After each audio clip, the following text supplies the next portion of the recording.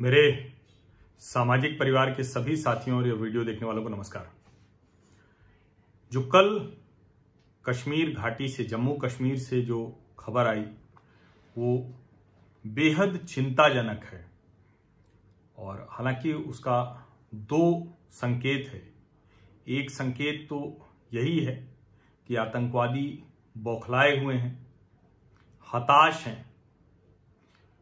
पाकिस्तान में बैठे उनके आका, चाहे वो आतंकवादी हों या फिर आईएसआई के लोग हों या सेना के लोग हों, जो आतंकवादी हैं वो जो जम्मू कश्मीर घाटी में कोशिश कर रहे हैं कि भारत के खिलाफ वो लड़ाई जारी रखी जाए, जो भारत की संप्रभुता पर हमला कर रहे हैं, उन सब के लिए हताशा का समय है। और उसी का परिणाम है कि उन्होंने घाटी में एक सरपंच अजय पंडित, उसकी हत्या कर दी।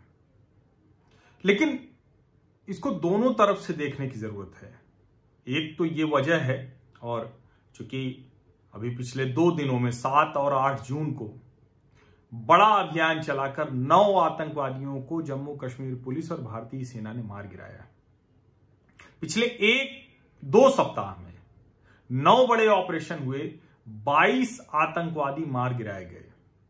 अब आप समझ सकते हैं कि ये मतलब भारतीय सेना और जम्मू कश्मीर पुलिस वो कितना, एक कहें कि उनका जो कोऑर्डिनेटेड एफर्ट है, जो स्पेशल पुलिस ऑफिसर्स की इंटेलिजेंस है, जो वहां की मिलिट्री इंटेलिजेंस है, जो पुलिस की इंटेलिजेंस है, जो भी भारत को सुरक्षित संप्रभु राष्ट्र के तौर पर देखना चाहते हैं, वो हर कोई आतंकवादियों के खिलाफ इस लड़ाई में साथ है। उसी का नतीजा ये है कि 7-8 जून को 9 आतंकवादी मारे गिराए गए। 2 सप्ताह में लगातार 9 बड़े ऑपरेशन करके 22 आतंकवादी मार दिए गए। अभी तक इस वर्ष 100 से ज्यादा आतंकवादी मारे जा चुके हैं। ये उसी कोऑर्डिनेटेड एफर्ट का परिणाम है। और हिजबुल का तो जो भी टॉप कमांडर बन रहा है वो मर जा रहा है, उसका जीवन बच नहीं रहा है। ये अनुच्छेद 370 खत्म होने के बाद वाला जम्मू कश्मीर बहुत सलीके से एक एक करके जो फंडिंग नेटवर्क था, जो पॉलिटिकल पार्टीज के नाम पर कहने को राजनीतिक दल की गतिविधि चलाते थे लेकिन आतंकवादियों और अलगाववादियों को सपोर्ट करते थे, इस पूरे के पूरे नेक्सस को पकड़ा गया। और इसीलिए जब लगातार आतंकवादी मारे जा रहे हैं, और ऐसा नहीं है, वो पाकिस्तान की तरफ से जितने भी तरह के भ्रम थे वो सब टूट रहे हैं। उसको गलतफहमी थी कि चीन उसका साथ दे देगा, चीन तो भारत को दबा देगा। कहीं न कहीं पाकिस्तानियों के मन में एक भ्रम है। वहां उइगर मुसलमानों को मार रहा है, कंसंट्रेशन कैंप में रख रहा है, डिटेंशन सेंटर्स में रख रहा है, उइगर मुसलमानों को देश में लौटने नहीं दे रहा है। लेकिन बावजूद इसके पाकिस्तान को एक जो भारत से उनकी चिढ़ है, उनका जो द्वेष है, जो विभाजन करके हमारे ही तो हिस्से है ना। अभी फहद खान वहां के जो एक बड़े संपादक हैं, उन्होंने उत्तर प्रदेश से तुलना की थी। अरे भाई, हमारे एक राज्य जैसा ही है। और मैं तो कहूंगा कि जैसे जैसे हम इनका नेटवर्क तोड़ते जाएंगे, जैसे जैसे ये अंतर्राष्ट्रीय मंचों पर पाकिस्तान की ब्लैकमेलिंग की ताकत खत्म करते जाएंगे, जैसे जैसे चीन को उसकी असल हैसियत समझ में आ जाए। आपने थिएनवान चौक नहीं है भारत कि टैंक लगा दोगे, वहां सेना लगा दोगे और सब रौंद देंगे, मार देंगे। ये चीनी नागरिकों को हम तो बार बार कहते हैं कि उनको याद करना चाहिए। और अभी भी चीन के नागरिक होंगे जिनके मन में बार बार स्वतंत्रता, आजादी, गुलाम देश है। चीन को एक गुलाम देश के तौर पर ही दुनिया में जाना जाना चाहिए। और चीन ने लगातार जो काम किया है, उसने बहुत चतुराई से उन देशों को जिनकी पहचान पूंजीवादी देश के तौर पर है, उन देशों को ही हथियार बना दिया। अभी मैं आज पढ़ रहा था कि जो अमेरिकन फिल्म एंटरटेनमेंट इंडस्ट्री है, उसमें सबसे ज्यादा पैसे अगर किसी ने डाले हैं तो चाइनीज इन्वेस्टर ने डाले। उसकी वजह है, और एक बात समझ लीजिए, चीन की कंपनी अगर कहीं निवेश कर रही है तो वो आप रोक नहीं सकते, क्योंकि ग्लोबलाइज्ड वर्ल्ड है, होगी भी, भारत में भी खूब निवेश हो रहा है। लेकिन चीन की कोई कंपनी नहीं है, चीन खुद एक कंपनी है और वही कंपनी पाकिस्तान को इस तरह से देखती है कि अगर हम इसको ले लें, जो कि भारत का एक प्रांत है, एक देश नहीं है, भारत का एक प्रांत है, तो हम भारत के खिलाफ इसका इस्तेमाल कर सकते हैं, इसका प्रयोग कर सकते हैं। और जो पाकिस्तान का जो आतंकवादी अलगाववादी नेटवर्क था वो बड़े सलीके से काम करता था। कश्मीर के नाम पर दुकान चलाने वाले लोग अमेरिका तक जो जाते थे, वहां जो अलगाववादी संगठन के नाम पर काम करते थे, कश्मीर की आजादी की बात करते थे, हम लेके रहेंगे आजादी टाइप, आजाद कश्मीर। वहां राजनीतिक दल के नाम पर सत्ता में जो परिवार रहते थे, इन सब का नेक्सस बहुत खतरनाक था। अच्छी बात यह है कि नरेंद्र मोदी की सरकार आने के बाद कश्मीर पॉलिसी क्लियर है, नो नॉनसेंस पॉलिसी। और मैंने उसी वक्त एक वीडियो में, आप मेरे पुराने वीडियो में देखेंगे, यहां तक कि जो सरकार में, जम्मू कश्मीर की सरकार में, वहां के सचिवालय में, वहां हर जगह ऐसे लोग, समर्थक लोग बैठे हुए हैं। पीडीपी कहा जाता है कि जिसके ढेर सारे जो कट्टरपंथी हैं, अलगाववादी हैं, उनसे तार जुड़े रहे, उनके साथ भारतीय जनता पार्टी को समझौता करना पड़ता है सिर्फ इसलिए कि सरकार में वो तंत्र तैयार करना होगा। और मुझे अच्छा लगता है कि अगर दोनों पार्टियां ये समझ के चलाती, लेकिन पीडीपी, महबूबा मुफ्ती की पार्टी को उस कट्टर पंथ से मुक्ति नहीं मिल सकती, क्योंकि उसी बुनियाद पर खड़ी हुई थी।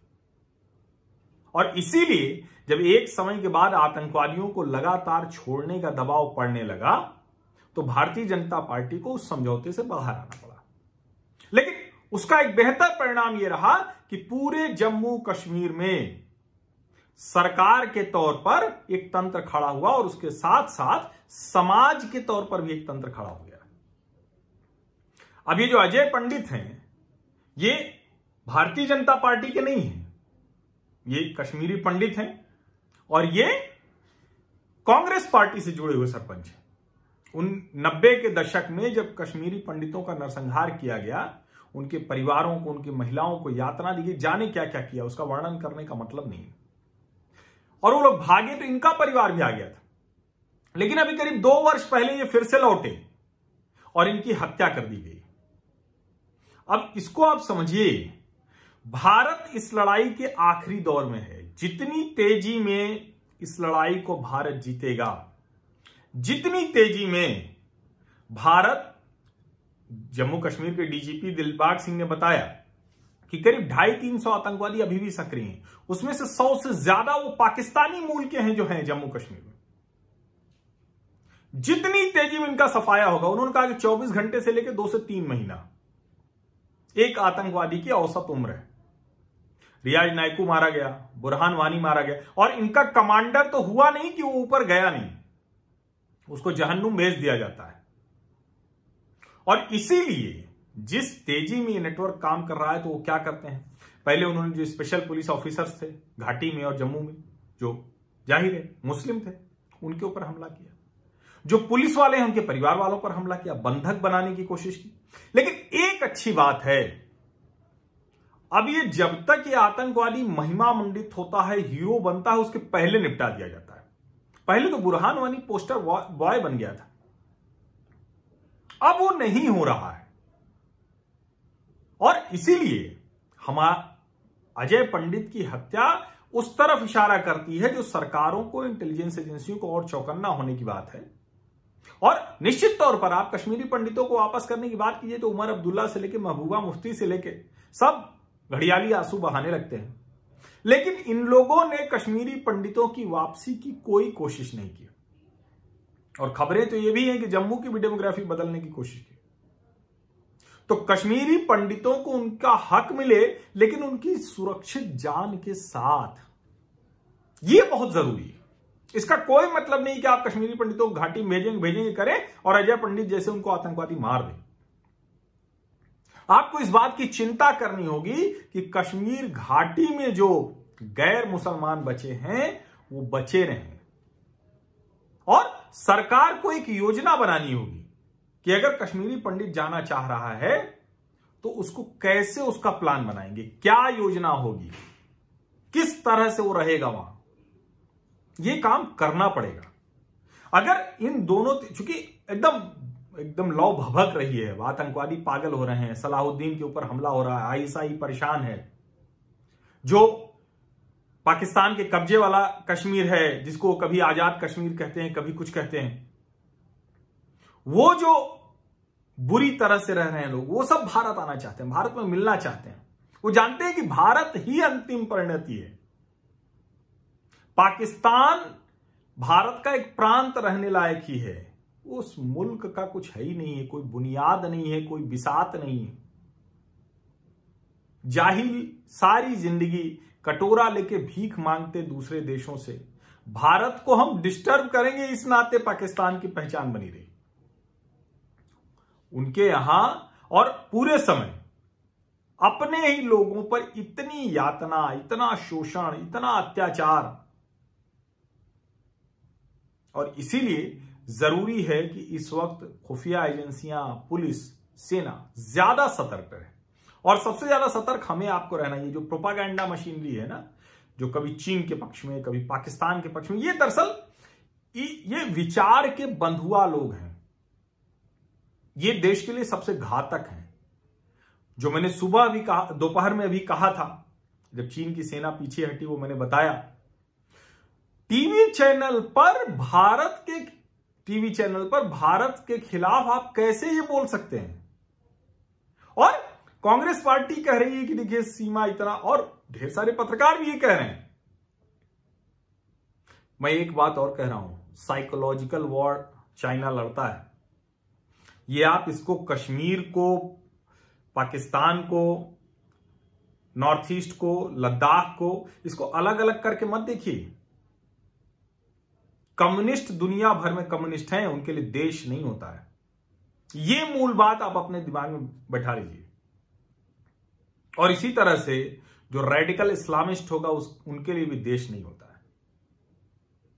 इसीलिए ये दोनों गठजोड़ करते हैं। ये अलग बात है कि अपने यहां एक दूसरे को पनपने नहीं देते हैं, लेकिन भारत के लिए बड़ा खतरा है। और इसीलिए आपको याद होगा कि जब बुरहान वानी मरा, तो उसके बाद भारत के कई मीडिया हाउसेज ने बाकायदा कैंपेन चलाई।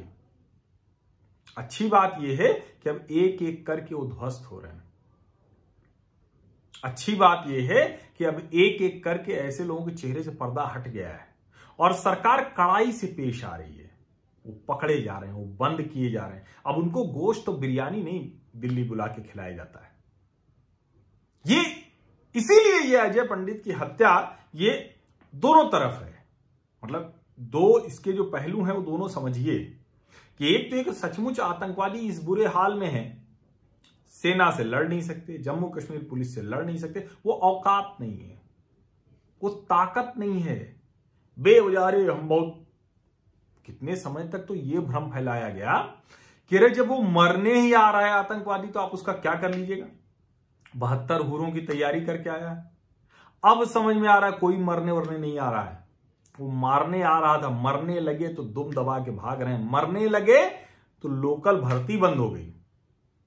पाकिस्तान से तो आना बिल्कुल बंद हो गया क्योंकि सीमा, लेकिन चूंकि बहुत भारत पाकिस्तान का जो ये बॉर्डर है और जो कश्मीर आधा अभी भी एक बड़ा हिस्सा उसका कश्मीर का कब्जाया हुआ है पाकिस्तान में, बहुत से संबंध थे, बहुत से रिश्ते थे। इसीलिए मैं कह रहा हूं पाकिस्तान कोई मुल्क नहीं है, ये भारत को कमजोर करने की एक साजिश है जिसको मुल्क का नाम दे दिया गया, जिसको दुनिया ने इस्तेमाल किया और उसको इस्लामिक कट्टरपंथ के नाम पर वो इस्तेमाल होते रहे। इसीलिए इसको समझने की जरूरत है। और आज जहां ये हम पहुंचे हैं उसमें दो चीजें स्पष्ट हैं। कश्मीर घाटी में गैर मुसलमानों को बसाने, सुरक्षित बसाने की कार्य योजना इस सरकार को तैयार करनी है। इस फ्रंट पर कमजोरी है। दूसरा, ये जो अभियान है ये और तेज होना चाहिए। जो कहा जा रहा है कि 250-300 आतंकवादी अभी भी घाटी में हैं, उनको तुरंत मारिए, एकदम एनकाउंटर होना चाहिए। हालांकि बार बार जम्मू कश्मीर पुलिस की तरफ से आता है कि मानवाधिकार के सर्वश्रेष्ठ सर्वोच्च मानदंडों को पूरा करते हैं, बार बार कहते हैं हथियार गिरा दो भैया, छोड़ दो भैया, मां बाप को ले जाते हैं, लेकिन नहीं मानते वो लोग। तो ऐसे लोगों को जो अपने घर वाले, परिवार वाले, दुश्मन, मतलब एकदम सबके दुश्मन हो गए, ऐसे लोगों को कोई उनके साथ रियायत बरतने का वक्त नहीं है। और लेकिन ये जो 2 वर्ष पहले अजय पंडित लौटे, ये दूसरी तरफ भी इशारा करती है कि इसको जानबूझ के मुसलमान बनाम करने की कोशिश है फिर से, क्योंकि अब वो बुरी तरह से पिट रहे हैं। इसका मतलब ये है कि उन कट्टरपंथी इस्लामिक जो आतंकवादी हैं, उनका मुसलमानों का उन पर भरोसा, या कहें कि मुसलमानों में उनकी पैठ वो कम हो रही है। ध्यान रखिएगा, इसे महत्वपूर्ण बात है, इसको चर्चा में भी यही करना चाहिए। बहुत बहुत शुक्रिया। और मैं कोशिश करूंगा कि आज रात में, आज दिन भर के जो घटनाक्रम हुए हैं उस पर एक बातचीत आप लोगों से रात में करूंगा। उसका समय मैं आपको बता दूंगा। बहुत बहुत धन्यवाद।